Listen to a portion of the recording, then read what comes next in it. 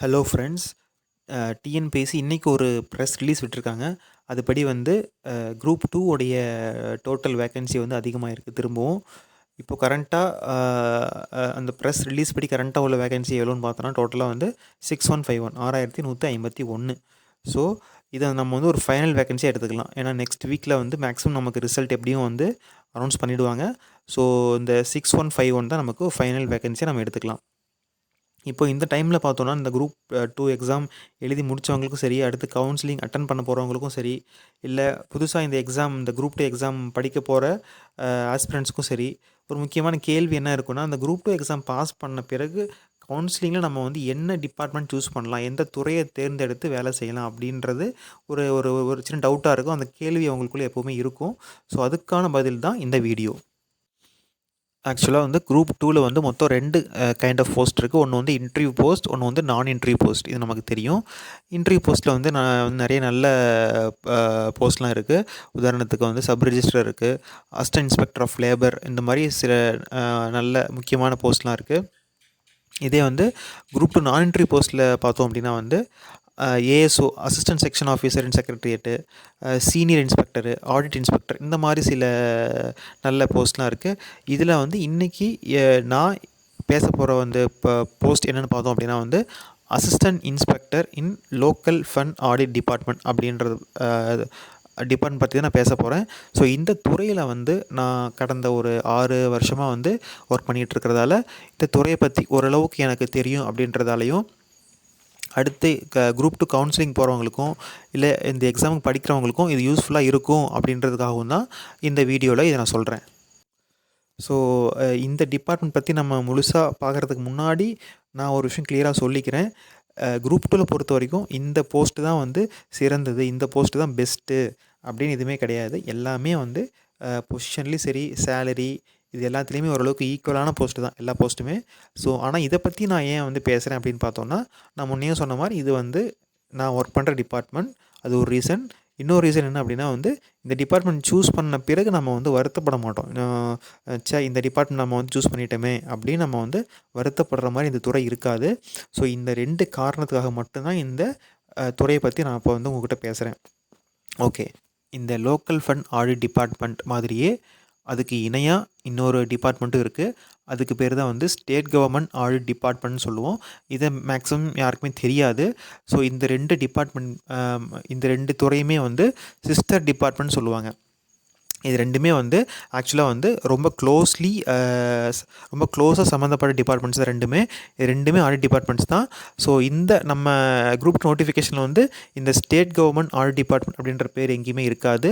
Only local fund audit department அப்படின்ற பேர் மட்டும்தான் இருக்கும். நம்ம குரூப் 2 கவுன்சிலிங்கில் இந்த local fund audit department choose பண்ணும்போது இந்த 2 டிபார்ட்மெண்ட்டில் எங்கே வேணாலும் நம்மளை வந்து போஸ்டிங் போடுவாங்க. ஆக்சுவலாக வந்து குரூப் 2வில் உள்ள மற்ற டிபார்ட்மெண்ட்ஸ்க்கும் இந்த டிபார்ட்மெண்ட்க்கும் உள்ள மேஜர் டிஃப்ரென்ஸே இது தான்.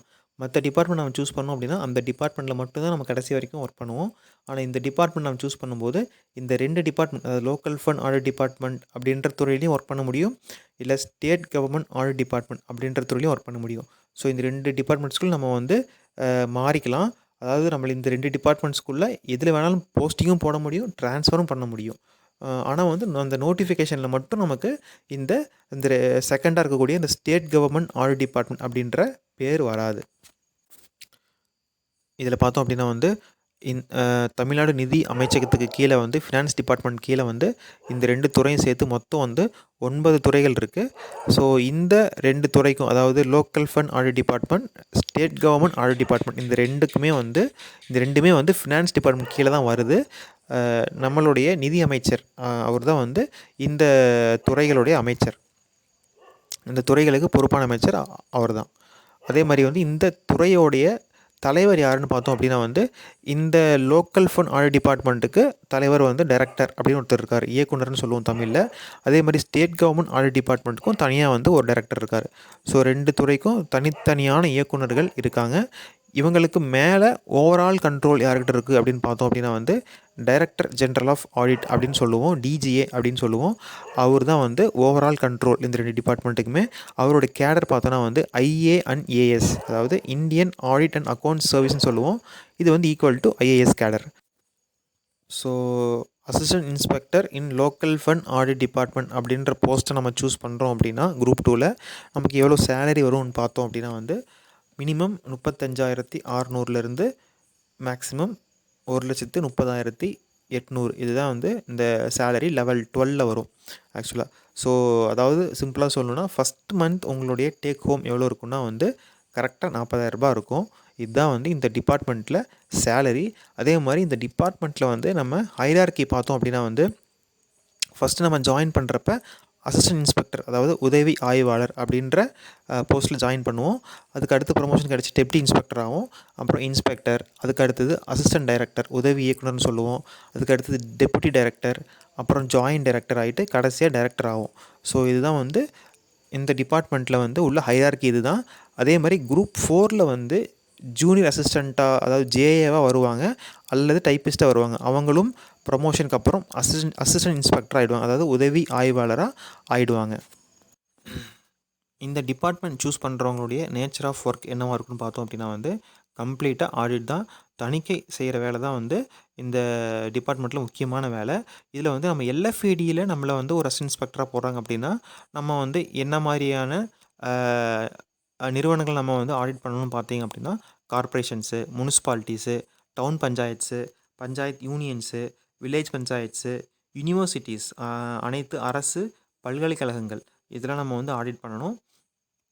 இதுவே நம்ம வந்து எஸ்ஜிஏடியில் ஒர்க் பண்ணுறோம் அப்படின்னா அங்கே வந்து நம்ம போர்ட்ஸு, ட்வாடு, மெட்ரோ வாட்டர், வேளாண்மை விரிவாக்க மையங்கள்னு சொல்லுவோம். இது வந்து நமக்கு எல்லா ஊர்லேயுமே இருக்கும்.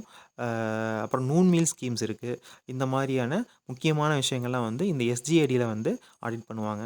ஸோ இந்த ஒர்க்கு வந்து நம்ம எப்படி நடக்கும் அப்படின்னு பார்த்தோம்னா வந்து எல்லா டிஸ்ட்ரிக்ட்லேயுமே அனைத்து மாவட்டங்களையும் நமக்கு வந்து ஒரு டிஸ்ட்ரிக்ட் ஆஃபீஸ் இருக்கும். ஸோ சப்போஸ் 32 மாவட்டங்கள் இருக்குது அப்படின்னா அதில் எல்லா டிஸ்ட்ரிக்ட்லையும் நமக்கு டிஸ்ட்ரிக்ட் ஆஃபீஸ் இருக்கும்.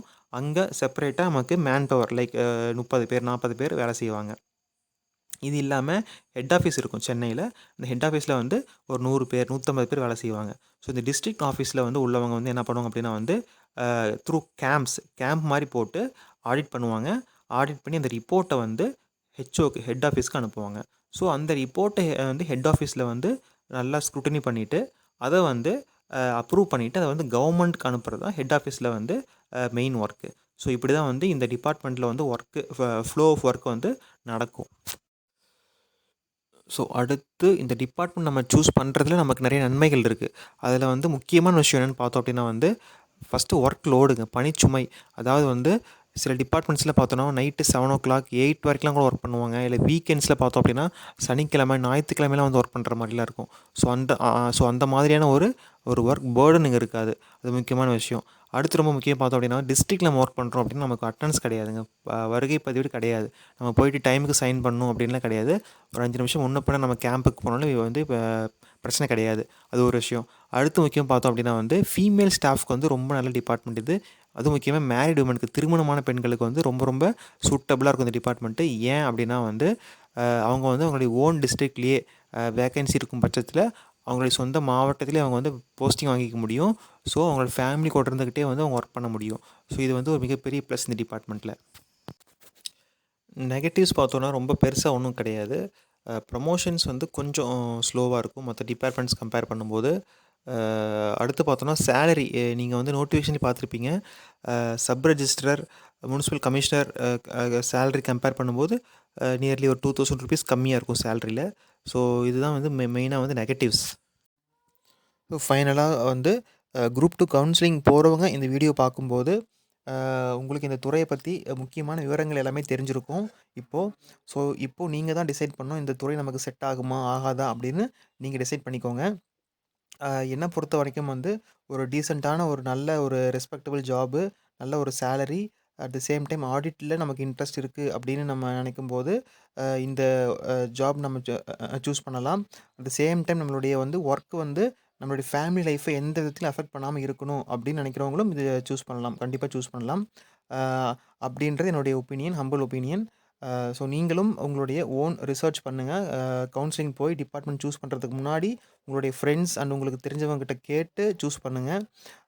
ரொம்ப சாட்டிஸ்ஃபேக்ஷனோட ஒர்க் பண்ணுங்கள். அதுதான் வந்து இந்த வீடியோவுடைய முக்கியமான ஒரு கோலு. ஸோ இந்த வீடியோ நீங்கள் பார்த்ததுக்கு ரொம்ப நன்றி.